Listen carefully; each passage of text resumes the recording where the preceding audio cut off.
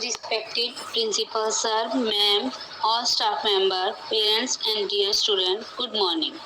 जैसा कि आप सभी जानते हैं कि आज 5 अगस्त के दिन ही धारा 370 को हटाया गया था जम्मू कश्मीर से। आइए अब हम सभी उसके बारे में जानते हैं। धारा 370 5 अगस्त 2019 को केंद्र सरकार ने एक ऐतिहासिक फैसला लिया और जम्मू कश्मीर को विशेष राज्य देने वाले अनुच्छेद 370 के अहम खंडों को निष्प्रभावी कर दिया।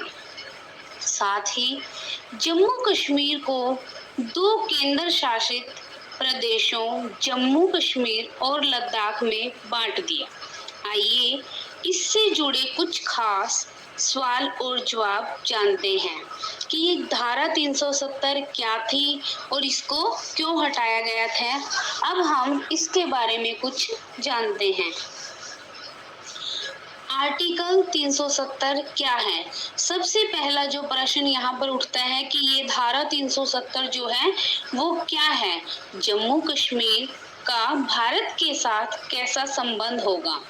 ये देखो यहाँ पर 2 प्रश्न एक साथ हैं कि धारा 370 क्या है और दूसरा कि ये धारा हटने के बाद भारत और जम्मू कश्मीर का एक दूसरे के साथ कैसा संबंध होगा।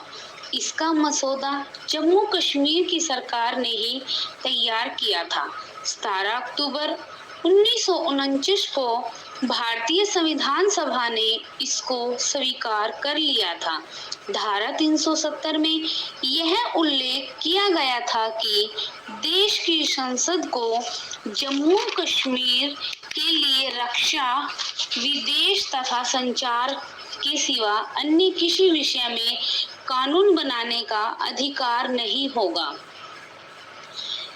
जम्मू कश्मीर में पहले राज्यपाल शासन चलता था, लेकिन धारा 370 निरस्त होने के बाद यानी कि जो धारा 370 को जब हटाया गया तो वहां पर राष्ट्रपति शासन लागू हो सकता है। तो ये जो धारा 370 है इसके चलते वहां पर जो जम्मू कश्मीर में राज्यपाल शासन चलता था और इसके हटाने के बाद अब वहां पर राष्ट्रपति शासन लागू है। इस धारा के हटने से जम्मू कश्मीर में आपातकाल लगाया जा सकता है। अब वहां विधानसभा की अवधि यानी कि जो विधान समय का कार्यकाल समय था वो पहले 6 साल का होता था, लेकिन धारा 370 के हटने के बाद अब यह कार्यकाल अवधि जो है वो 5 साल की है। अब वहाँ लोगों को दोहरी नागरिकता जो है वो समाप्त हो गई है। पहले वहाँ पर लोगों की जो नागरिकता थी वो दोहरी होती थी, लेकिन धारा 370 के हटने के बाद अब यह नागरिकता दोहरी नागरिकता जो है वो समाप्त हो गई है। वहाँ इस धारा के हटने के बाद अलग झंडा, अलग विधान तथा अलग संविधान नहीं चलेगा।